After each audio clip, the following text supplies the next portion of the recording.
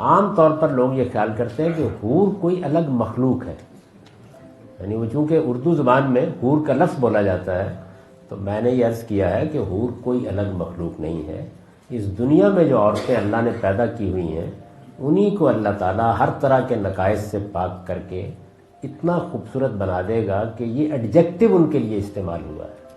حور کسی الگ مخلوق کا نام نہیں ہے، حور ایڈجیکٹو ہے۔ جیسے آپ بیان کرتے ہیں نا کہ آہو چشم، جیسے آپ بیان کرتے ہیں گوریاں، جیسے آپ بیان کرتے ہیں کنواریاں، تو یہ ایڈجیکٹوز ہیں۔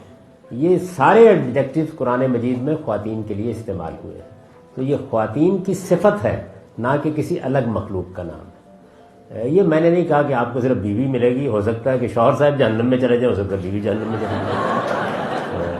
اللہ تعالیٰ نے تو سورہ نور میں یہ بتایا ہے کہ وہاں جو رشتے ہیں وہ ان کے اخلاق کی بنیاد پر قائم ہوں گے۔ چنانچہ جو دنیا میں اللہ تعالیٰ کی نافرمان بیویاں ہیں وہ ان کو ملیں گی جو جہنم میں نافرمانی کی سزا بھگت رہے ہوں گے، اور جو نافرمان مرد ہیں وہ ان کو ملیں گی جو جہنم میں نافرمانی کی سزا عورتیں بھگت رہی ہوں گی۔ الخبیثات للخبیثین والطیبات للطیبین، تو قرآن مجید نے بیان کر دیا اس کو۔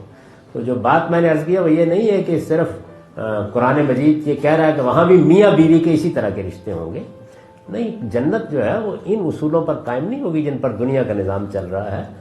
جنت کے بارے میں عورتیں بھی سن لیں اور مرد بھی، جنت کیا چیز ہے، ایک جملے میں قرآن نے اس کو بیان کیا، لکم فیہا ما تشتہی انفسکم، کیا تفصیلات پوچھ رہے ہو، جو خواہش کرو گے پوری کر دی جائیں گی۔